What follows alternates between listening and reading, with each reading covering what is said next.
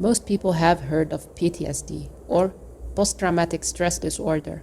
But there's a kind of PTSD that's going around in society like a pandemic and is almost completely hidden. Contrary to PTSD, where a singular traumatic event has caused symptoms, complex PTSD results from prolonged exposure to extreme stress.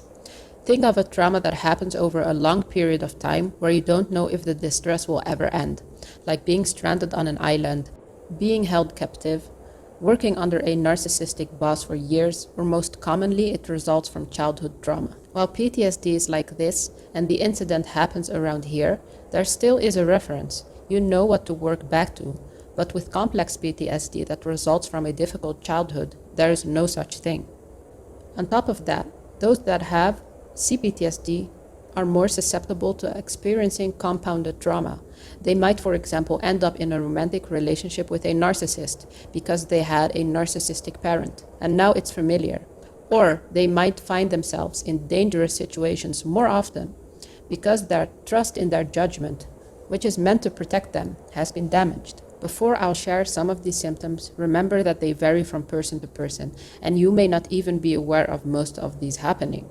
Also note that these symptoms on their own may be vague and very general, while C-PTSD is a very complex clinical picture. I certainly intend to get more into complex PTSD over the next post. But for now, here are the symptoms. Emotional dysregulation. You may have difficulty managing and controlling emotions, resulting in mood swings and intense emotional reactions. Negative self-image. You may have persistent feelings of worthlessness, shame, or guilt. Relationship issues.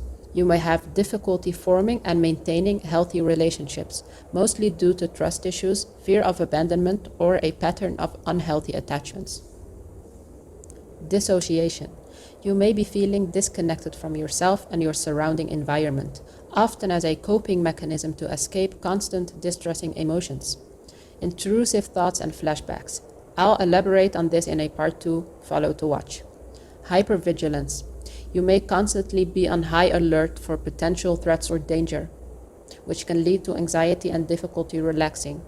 Sleep disturbances, such as insomnia, nightmares, or other sleep-related issues. Complex PTSD is extremely underdiagnosed, underrepresented, and understudied, which is a shame because I believe it to be very common. And since many symptoms overlap with other disorders, misdiagnoses happen almost all of the time. If you want to learn more about this, I highly recommend Pete Walker's work. Psychologists and other mental health professionals work with a manual called the DSM, the Diagnostic and Statistical Manual of Mental Disorders. It is a publication by the American Psychiatric Association. It has the criteria for every recognized mental disorder and is used for diagnosis. It contains PTSD, but not complex PTSD. Renowned traumatologist John Breer also said that if we were to really consider the role of childhood trauma in the DSM, it would shrink from a thick dictionary-sized book to something like a thin pamphlet. And frankly, from my experience, I couldn't agree more.